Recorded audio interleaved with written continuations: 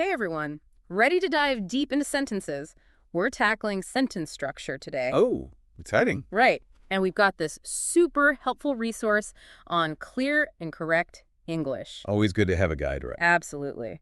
Think of this deep dive as like a cheat sheet for your writing, no Yeah. matter what level you're at. Yeah, it's always good to brush up on the basics. Totally. And speaking of basics, get this.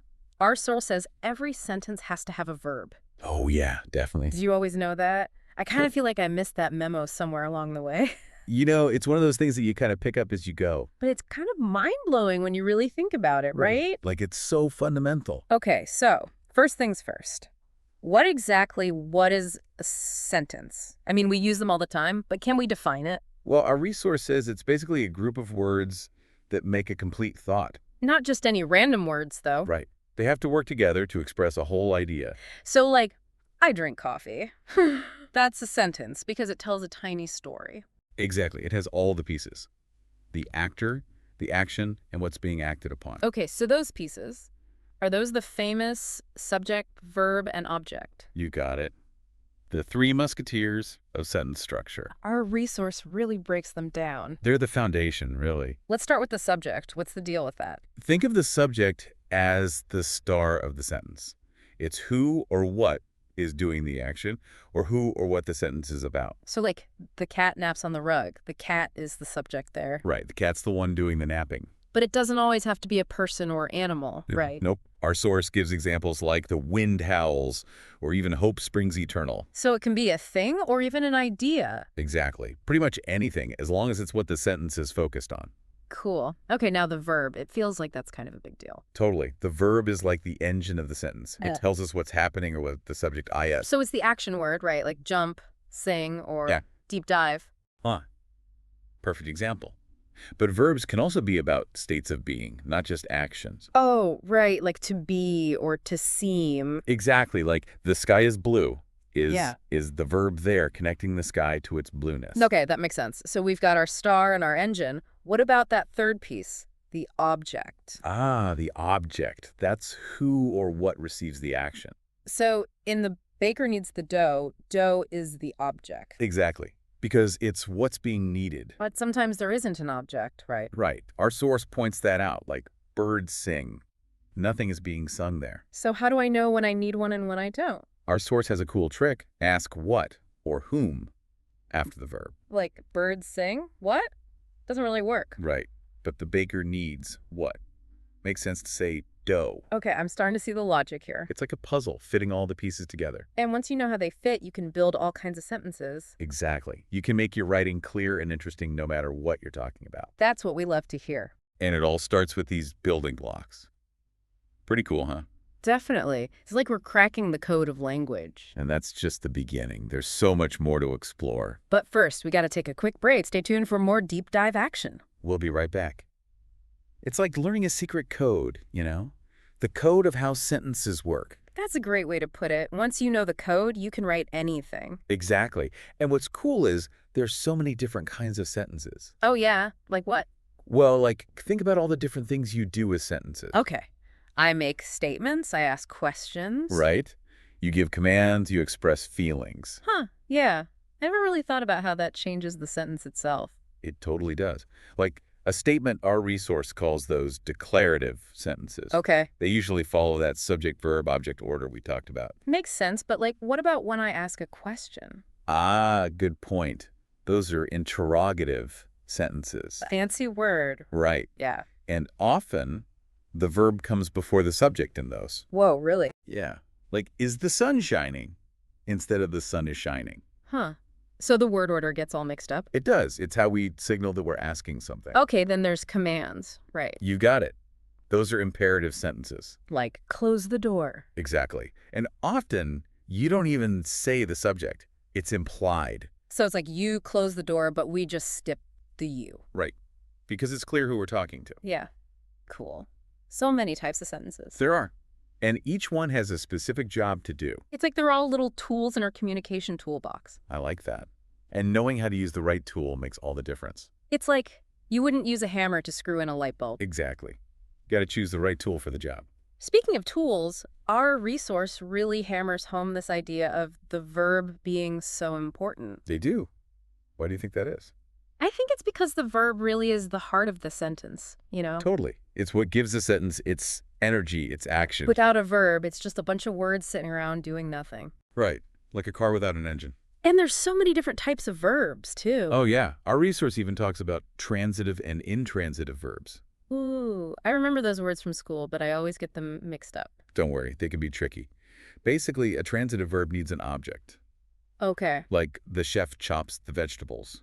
Chops needs an object, something being chopped. So vegetables is the object there? Yep, because it's what's receiving the action of chopping. And if you just said the chef chops, it would sound weird. It would. It needs that object to make sense. Gotcha. So what about intransitive verbs? Those guys don't need an object. Huh. Give me an example. The children laughed. Laughed is the verb, but there's nothing being laughed, AT. Oh, I see. The action just kind of happened. Exactly. No object needed. So some verbs need an object, some don't. And some can go either way. It depends on how you use them. Whoa, that's kind of wild. It is. Language is full of these little twists and turns. Makes it even more fun to learn, though, right? Totally. It's like solving a mystery, figuring out how all the pieces fit together.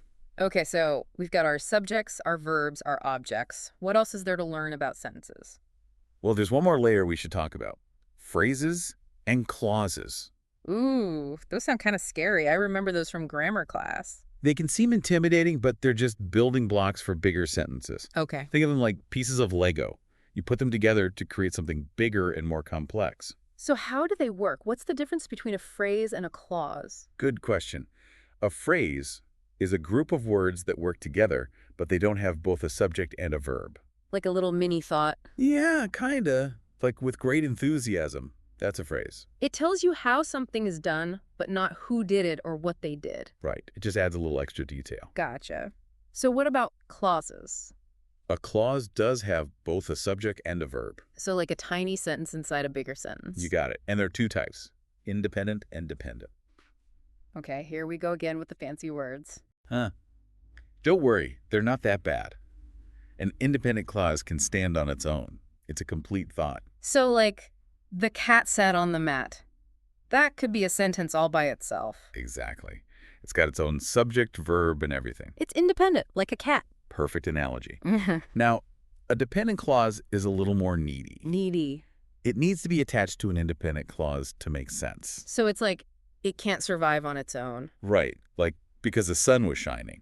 That doesn't really tell you anything on its own. It doesn't. It needs something else to complete the thought, like, because the sun was shining, we went for a walk. Ah, okay. So the dependent clause adds extra info to the main sentence. Exactly. And they can make your writing much more interesting and complex. So phrases and clauses, they're like the power-ups of sentence structure. I like that. They take your sentences to the next level. This is all making a lot more sense now, but it's kind of a lot to take in. It is. But don't worry. It all comes with practice. Our source really emphasizes that. They do. It's like learning any skill. You got to keep practicing to get good at it. So it's not just about memorizing the rules, it's about getting a feel for how sentences work. Exactly. It's about developing an intuition for the flow of language. So, like, how do I know if a sentence sounds good or not? Well, that's where reading and listening come in. Oh, yeah. Our source talks about becoming a language detective. A language detective. Sounds kind of cool. Right. It means paying attention to how other people use language. Like when I'm reading a book or watching a movie. Exactly. Notice how the writers and speakers use sentences to achieve different effects. So like a suspenseful scene in a movie might use short, choppy sentences. Right. And a romantic scene might use longer flowing sentences. It's all about creating the right mood and tone. Exactly. And the more you pay attention to how others do it, the better you'll get at it yourself. So we should all be language detectives, taking notes on how the pros do it. I love that idea. We can learn so much from observing others. It's like getting a backstage pass to the world of language. And once you know the secrets, you can create your own masterpieces. This is so inspiring. I'm feeling ready to go out there and write some amazing sentences. That's the spirit.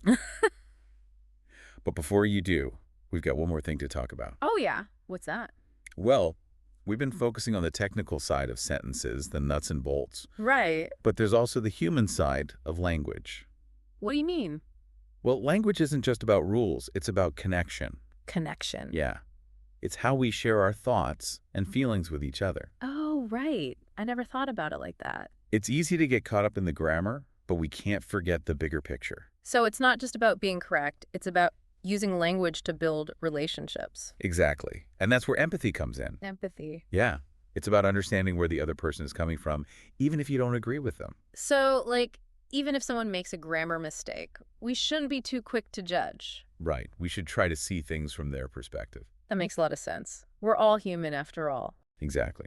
And language is one of the most powerful tools we have for connecting with each other. So, mastering sentence structure isn't just about writing better, it's about being a better communicator. I couldn't have said it better myself. It's really amazing, isn't it? We use sentences all the time, but we rarely stop to think about how they actually work. I know. It's like we've been driving a car without knowing what's under the hood. Exactly.